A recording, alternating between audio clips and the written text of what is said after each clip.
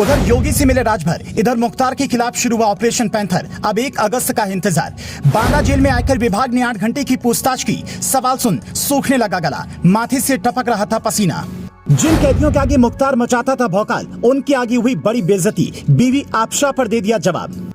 Banda jail में बंद मुख्तार अंसारी सुबह सोकर भी नहीं उठा था कि आयकर विभाग के अधिकारी उसके बैरक में पहुंच गए। उसके बाद मुख्तार से पूछताछ का सिलसिला शुरू हुआ। जब भी अधिकारी पूछते 100 करोड़ की बेनामी संपत्ति क्या तुम्हारी है, मुख्तार नामे सिर हिलाता। लेकिन जैसे ही बीबी आबशा अंसारी का नाम लिया, मुख्तार का दिमाग हिल गया। जब अधिकारियों ने पूछा आबशा कहाँ है, तो उसका जवाब सुन अधिकारी भी हैरान रह गए। पूरे 8 घंटे की पूछताछ में कभी वो सिर का पसीना पोंछता तो कभी पीने के लिए पानी मांगता। अधिकारियों से कहता मेरा गला सूखा जा रहा है। उससे जो सवाल अधिकारियों ने पूछे उसकी एक लंबी फहरिस्त है, लेकिन हम कुछ सवालों की लिस्ट आपको भी बताते हैं जिनका जवाब मुख्तार ने ढंग से नहीं दिया।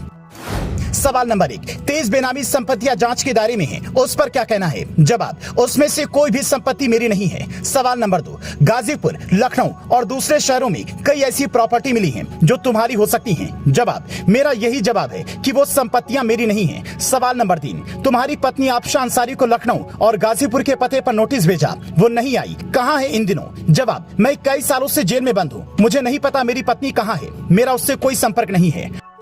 हो सकता है इसके बाद भी अधिकारी उससे पूछताछ के लिए जाएं। सूत्र बताती कि मुख्तार जेल में देर रात तक सोता है और दोपहर 2 बजे तक जाकर ठंडा खाना खाता है। उसकी जिंदगी तन्हाई बैरक में किताबें और अपनी मुकदमों की फाइल पढ़ते पढ़ते कट रही है। उसने बेटे को विधायक बनाया था, अच्छे दिन आए, पर बेटा खुद ही जेल में बंद है। अब राजभर ने साफ कर दिया है कि वो मुख्तार की कोई मदद नहीं करेंगे, वरना ये इत्तेफाक देखिए कि 20 जुलाई को ओपी राजभर सीएम योगी से मिलने पहुंचे और उधर बांदा जेल से मुख्तार के खिलाफ ऑपरेशन पैंथर शुरू हो गया। मतलब राजभर की एनडीए में एंट्री इसी शर्त पर हुई है कि वो मुख्तार वाले केस में कुछ नहीं कहेंगे। यहाँ तक कि राजभर अब ये भी कहने लगे हैं कि मुख्तार के बेटे अब्बास को टिकट उन्होंने अखिलेश यादव के कहने पर दिया था।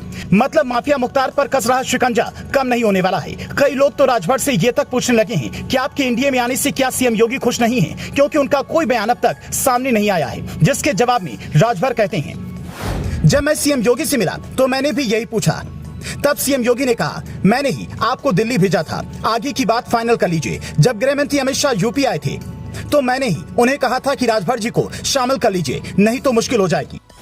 यानी राजभर ये कहना चाहते हैं कि योगी की पहल पर ही वो एनडीए का हिस्सा बने हैं, पर शर्त यही रही होगी कि बुलडोजर एक्शन में ब्रेक की बात नहीं करेंगे और मुख्तार अब्बास का नाम भी नहीं लेंगे। अब 1 अगस्त को मुख्तार और उसके बेटे अब्बास पर आरोप तय किए जाएंगे। एमपीएमएलए कोर्ट की विशेष एसीजीएम अमरीश श्रीवास्तव की अदालत में ये याचिका लगाई गई है कि अब्बास अंसारी राष्ट्रीय स्तर का निशानेबाज है, इसीलिए उसने लाइसेंस के लिए आवेदन किया। ऐसे में उसे आरोप मुक्त किया जाए, जबकि मुख्तार के खिलाफ शत्रु संपत्ति पर कब्जा करने का मामला है। अगर आरोप तय होते हैं तो पहले से ही सजा काट रहे मुख्तार की मुश्किलें और बढ़ जाएंगी।